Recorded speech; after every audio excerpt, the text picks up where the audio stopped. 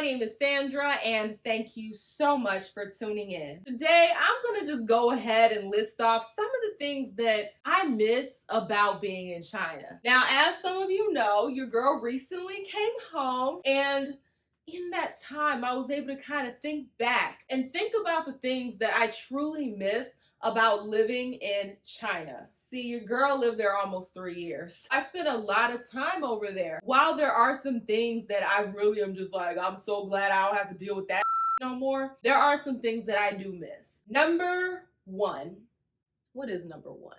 I'm not gonna lie, I like the novelty of being able to say I live in China, okay? As an American, it kind of makes you a little more interesting. Being able to say, yeah, I live in China. People are like, whoa, you live in China? A black woman living in China? There's a novelty behind being able to say I live abroad or that I've been living abroad, especially in a country like China. Everyone has questions, and it just kind of, hyped your girl up. I felt like I had a little something. So I do kind of miss that factor of being able to say I live abroad. Number two, everything in China is very convenient until it's not. But those conveniences are like literally everything. On your phone, you have 2 apps. You're able to pay for everything on those apps. You're able to pay your phone bill, you rent, everything. You do everything on your phone. And it's not like you gotta log into different websites to do it. Over here, you can still pay for things online, but you gotta go to this website, you gotta go to this website, you gotta log in here, log in there, different password for that. On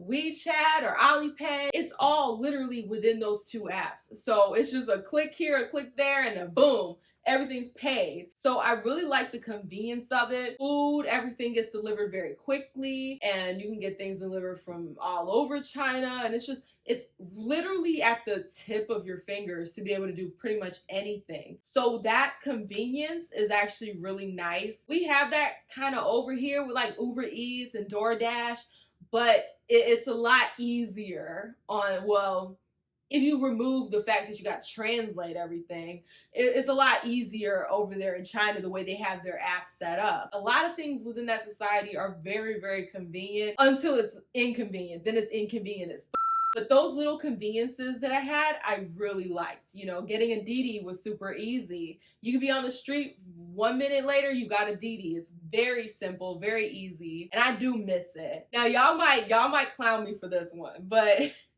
I liked being able to say, "Tibudon, what will you do?" I liked being able to say, "I don't understand what you're saying," because sometimes you're just walking around and then they stop you and they're asking you questions, they're yelling at you in Chinese, and you don't understand. Sometimes you do understand, but sometimes you just don't want to deal with that shit. They're asking you to show this, show that, and it's just like, what's Tibudon? What was you do? I don't understand. You just say that, and then they get annoyed, and it's just like, just go. And they just wave you through. They don't want to deal with the fact that you don't speak Chinese. Being able to play dumb was actually kind of nice. You just show a little bit of confusion and frustration, and they're just like, oh. Most of the time, I knew they wanted me to show some kind of QR code. And I just didn't feel like doing it. So I'm just like, I don't know. I don't understand.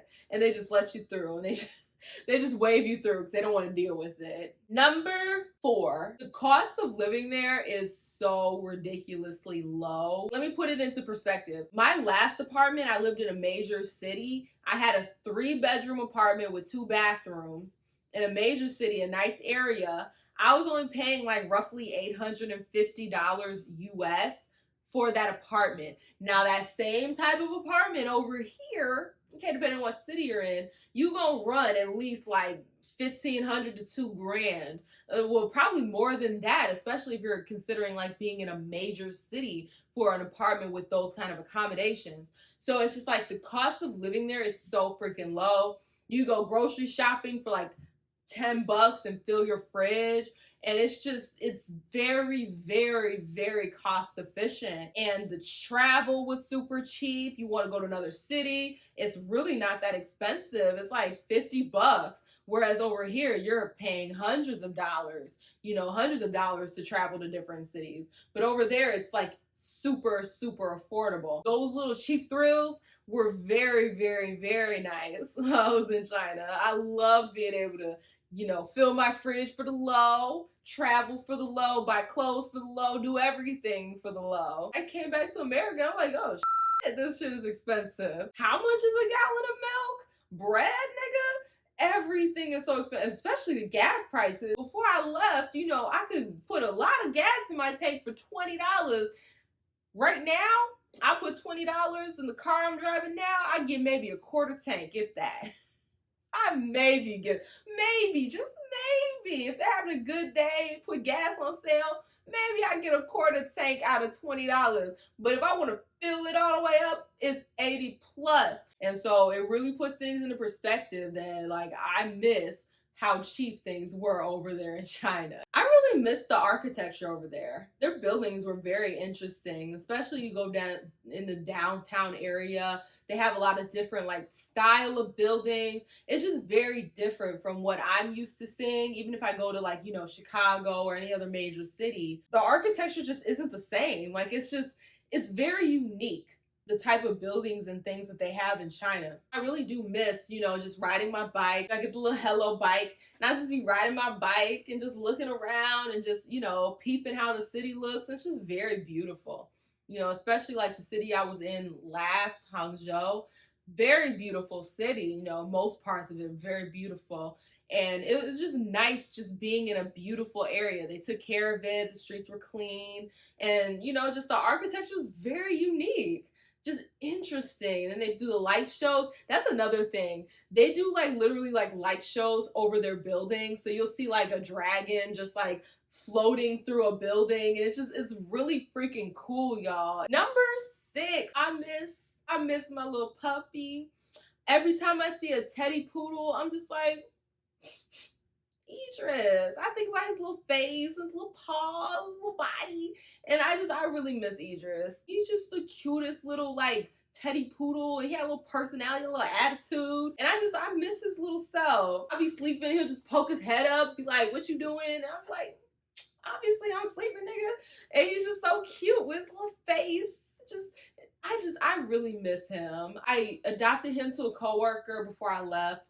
And I know he's in good hands and living his best life. If I do get another dog, I can't get another teddy poodle because I'm just going to think about Idris every time I see another dog, I just think about Idris. So, you know, if I do get another dog, it's going to have to be a different type of hypoallergenic dog, however you say that word. I have to get a different type of hypoallergenic dog, not a teddy poodle, because all I'll think about is how I miss Idris. And I literally had him with me like damn near the entire time I was in China. You know, he was my road dog. He was literally my road dog. If I could, I would go straight back trying to pick his little ass up and come back. If you like this content, you already know what to do. Like the video, share the video, leave a comment, and definitely subscribe. Your girl now has memberships, so if you want to support the channel even further, go ahead and click that join button. In the description box will be a link to the trailer for The Vision, as well as a link to the Patreon so that you can get early access to The Vision. Also in the description box will be my sneaky links. Okay, we have Discord, we have Instagram, and we have Twitter. So go ahead and check me out on all of those platforms. But thank you so much, and I will see you either with the next live stream or the next video. Bye!